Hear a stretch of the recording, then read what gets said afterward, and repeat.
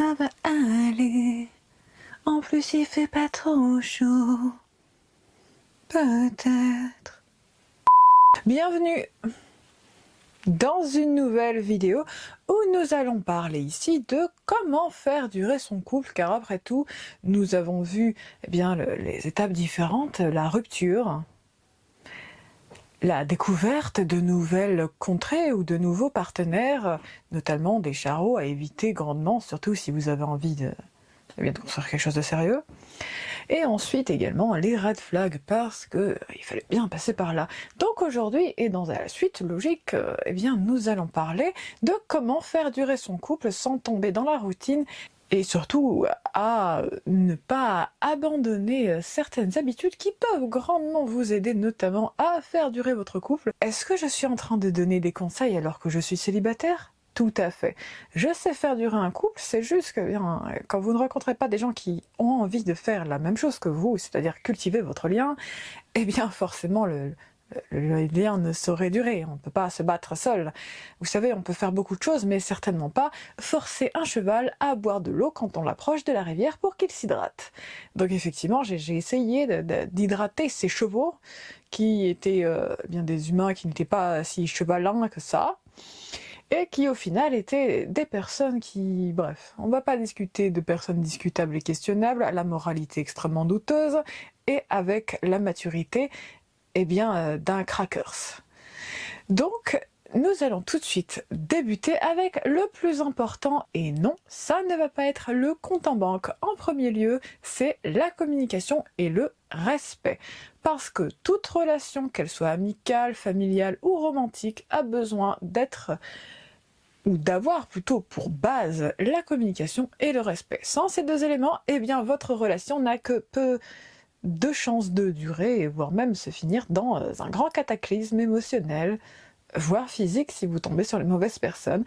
Donc je vous conseille vivement, si vous avez envie de faire tout simplement durer votre couple, de veiller à avoir une communication saine et tout simplement vous dire les choses ou essayer de trouver la manière de communiquer et vraiment de discuter de comment la personne a envie que vous abordiez les sujets, comment régler les conflits. Ça fait partie effectivement de tout simplement d'approche qu'il faut amener dans son couple. C'est tout simplement le fait d'amener le fait que ce soit normal, de poser la base, comme quoi c'est normal de discuter entre vous, pas seulement de ce qui est plaisant, mais également de parler des problèmes, de vraiment beaucoup communiquer, parce que très souvent, la plupart des conflits, sachez-le, surviennent lorsqu'il y a un manque de communication et de compréhension.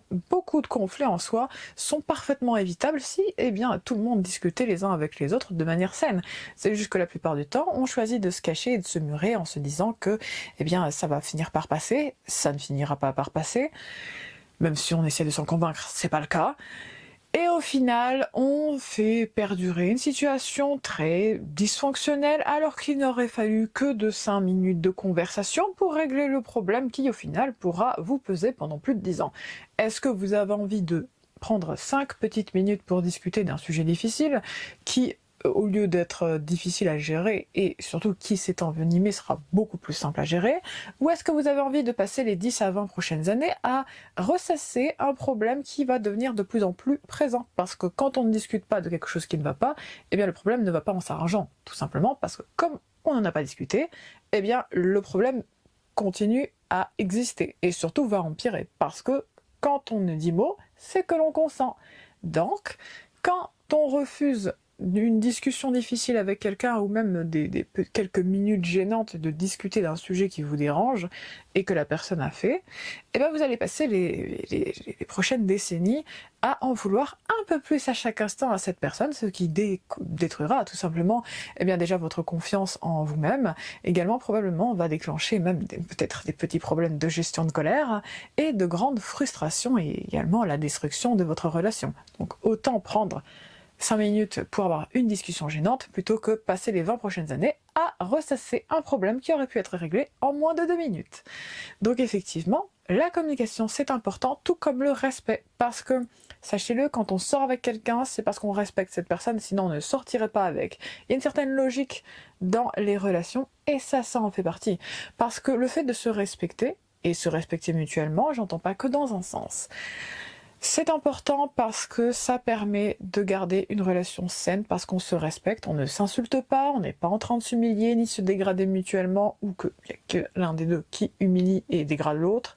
Il n'y a pas de genre spécifique ici, je vous le dis tout de suite, je mets tout le monde dans le même sac, parce que globalement j'en ai vu des choses, et j'ai entendu beaucoup de choses qui sont extrêmement discutables de tous les côtés.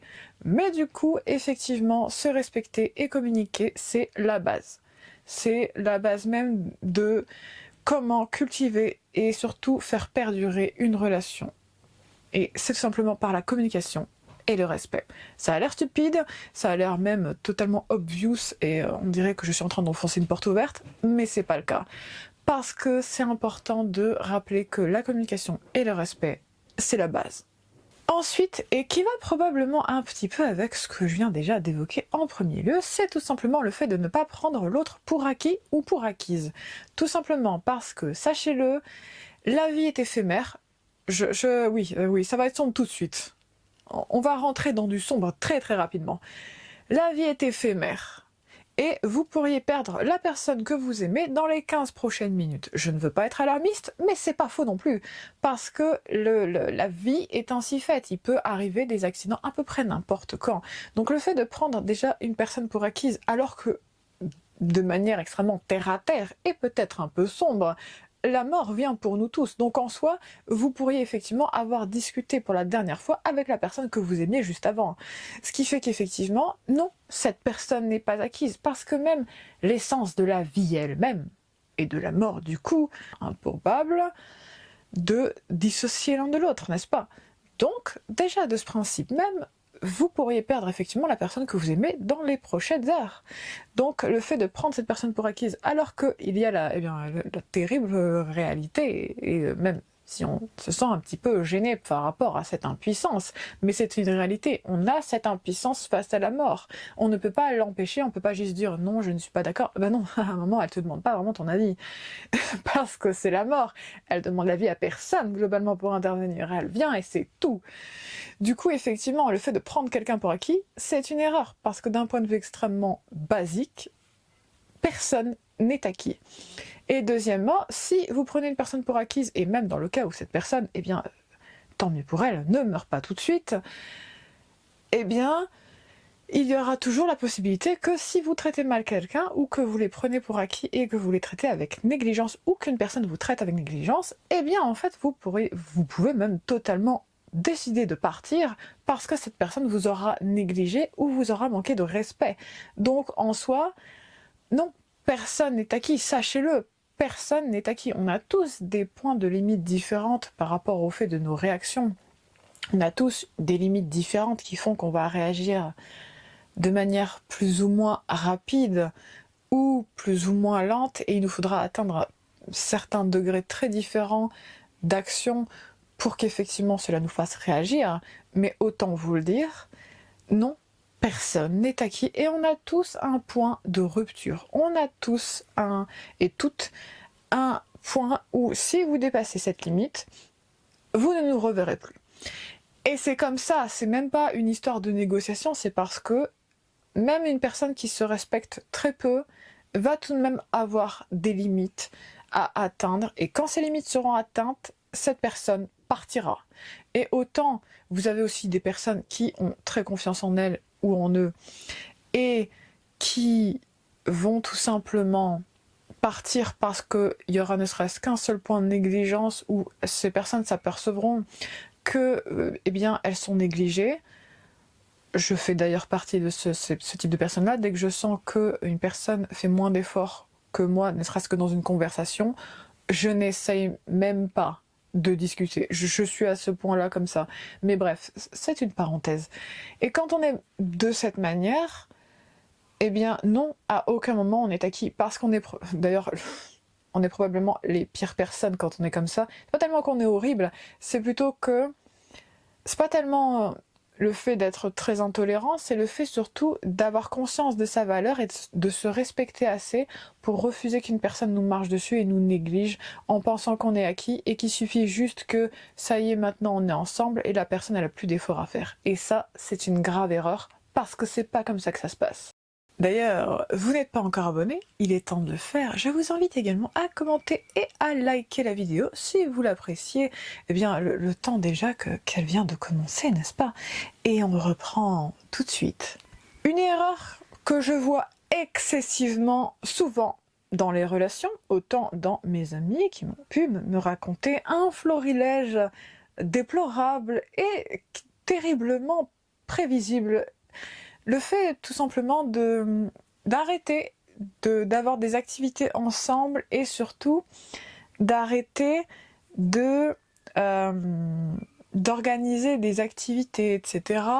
sur le fait que effectivement, comme on est ensemble, donc on n'a pas besoin d'avoir des activités précises, etc. à partager ensemble, et c'est pas le cas. Tout simplement parce que un couple a besoin de cultiver son lien et pas seulement en allant dormir l'un avec l'autre tous les soirs. Non, ça ne marche pas comme ça. Une relation a besoin d'être cultivée et ça se cultive notamment par passer du temps à faire quelque chose ensemble et pas seulement à aller regarder la télévision et ça s'arrête là et allez c'est bon, on a fait ce qu'il fallait. Non.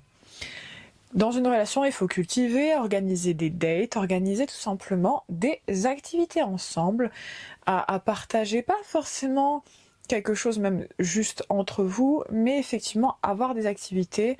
Ça peut être découvrir de nouvelles passions, voyager, tout simplement dessiner ensemble. Ça peut être beaucoup de choses. Là, je vous donne des exemples, bien entendu, parce que c'est pas forcément ça. Hein. Tout le monde ne sait pas dessiner, mais c'est pas grave. Mais effectivement, avoir des activités ensemble, ça permet de resserrer les liens et de cultiver son lien.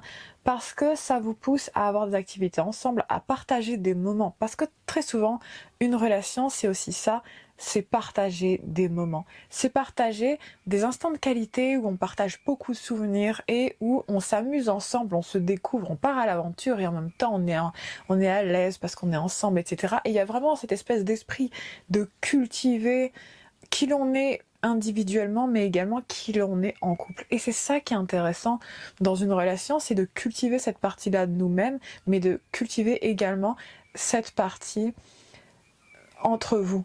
Parce que ça vous permet d'accéder à, eh bien, simplement les meilleures versions de vous-même, ou même à vous rendre compte si effectivement vous êtes un match ou si le lien commence à se détériorer. Parce qu'effectivement, ça permet de se rendre compte de qui on a en face de soi et surtout de tout ce qu'on peut partager, de se faire rire même ensemble, parce que c'est pas forcément quelque chose de dramatique et finir en rupture, mais ça permet de cultiver cette partie-là de vous-même, de l'autre, mais également du couple. Et c'est ça qui est intéressant.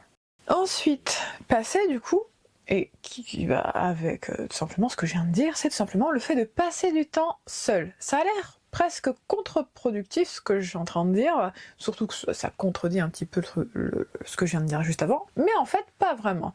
Parce qu'effectivement vous pouvez avoir des activités en couple, mais sachez garder également une partie de votre temps pour le passer seul.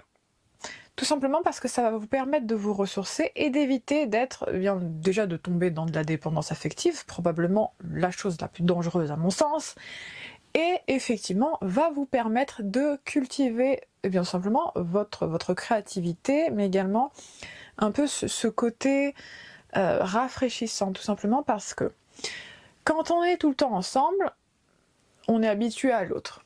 On s'habitue peut-être même un peu trop et on en vient à effectivement faire ce que je vous ai dit qu'il fallait totalement éviter, c'est-à-dire prendre l'autre pour acquis. Genre, comme si ça allait forcément de soi d'être avec la personne. Mais c'est pas le cas. Et du coup, le fait de passer du temps seul, non seulement ça vous permet de vous ressourcer et de faire des activités que vous avez envie de passer de faire des activités que vous avez envie de faire seul, ce qui est une très bonne chose également, parce que sachez que la meilleure manière pour être à l'aise avec d'autres personnes, c'est déjà d'être à l'aise avec soi-même. Et ça passe notamment par le fait de passer du temps seul. Même si vous pouvez passer du temps avec votre partenaire, vos amis, votre famille, ménagez tout de même un temps où vous passez du temps seul, vous faites des activités qui vous plaisent, parce que parfois on peut avoir des activités ou des passions qui ne sont pas forcément du goût de la personne avec qui on est en couple, et c'est pas grave, on peut très bien simplement les faire seul, parce que non, toute activité quand on est en couple n'a pas besoin d'être faite à deux.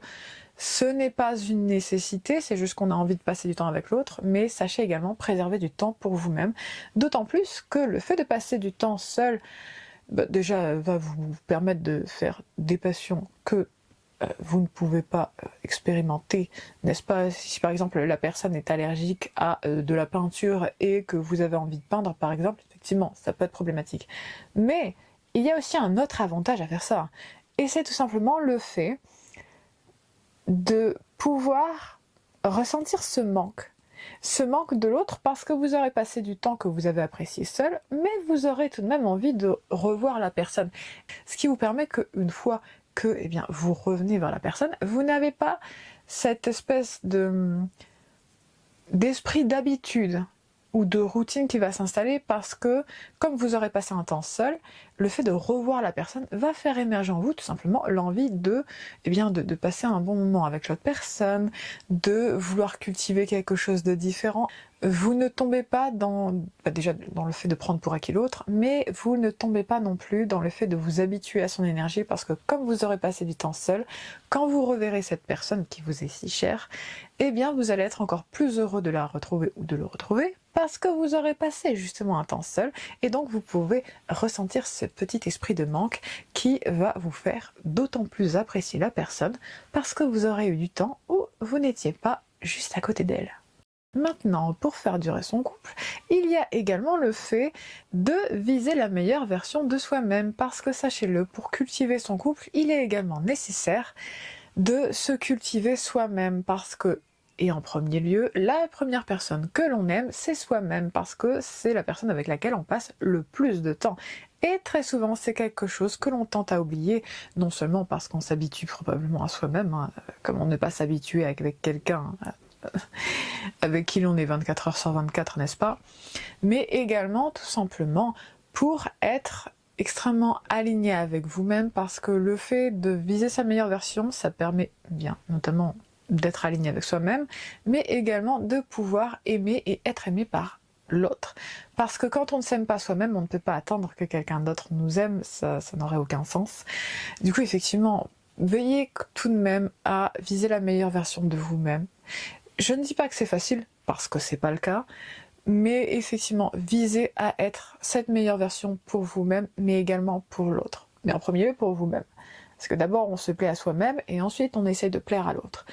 Mais effectivement, cultivez cette partie de vous-même, et visez cette meilleure version de vous-même, pour vous, mais pour l'autre aussi. Et on va terminer par le fait de cultiver vos passions, parce que oui, cultiver ses passions c'est très important, et très souvent quand on est en couple, on peut avoir tendance à l'oublier, à tomber dans la routine ou le fait d'être tout le temps ensemble et de faire au final les mêmes activités, et ça c'est une erreur, parce que la meilleure manière de cultiver un couple, c'est tout simplement de veiller à avoir des passions qui se renouvellent, le fait d'avoir un petit peu cet esprit d'aventure, mais également le fait de se faire rire et de se surprendre régulièrement en bien entendu. Et ça, après, ça dépend ce que vous avez envie de faire pour surprendre l'autre, n'est-ce pas? Mais effectivement, c'est une bonne idée de cultiver vos passions et de toujours veiller à avoir un petit peu cet esprit de fraîcheur, vous surprendre et également partager continuellement de nouvelles choses et pouvoir tout simplement se faire rêver, s'inspirer et être inspiré par l'autre. Parce qu'une vraie relation, ça commence notamment par le fait d'être inspiré et inspirant. Et ce que je veux dire va probablement être légèrement troublant, mais terriblement vrai. L'amour est à la fois le plus merveilleux des enseignants et en même temps le plus terrible, parce qu'il vous apprend beaucoup de choses sur vous-même, il vous permet d'exprimer et d'expérimenter beaucoup de choses dans votre relation, beaucoup de sensations, d'émotions, etc. Mais ça vous permet aussi de, tout simplement, de vivre des choses qui sont peut-être très difficiles, mais curieusement extrêmement révélatrice et pleine de leçons, même si ça peut sembler parfois extrêmement terrible et très, très troublant. Mais pour le coup, effectivement, l'amour est à la fois merveilleux et terrible, mais d'un autre côté, pourrait-on vivre sans amour? Et sur ces mots, je vous invite à vous abonner si ce n'est pas encore fait. N'oubliez pas de commenter et de liker si vous avez aimé la vidéo. J'espère que vous avez passé un excellent moment avec moi, même si cela se termine par des mots bien sombres et curieusement troublants, mêlés d'émerveillement et d'un esprit peut-être un peu sombre, mais terriblement réaliste. Donc je vais vous laisser et vous dire à la semaine prochaine à 17h17 comme chaque semaine. Et sur ces mots, à bientôt.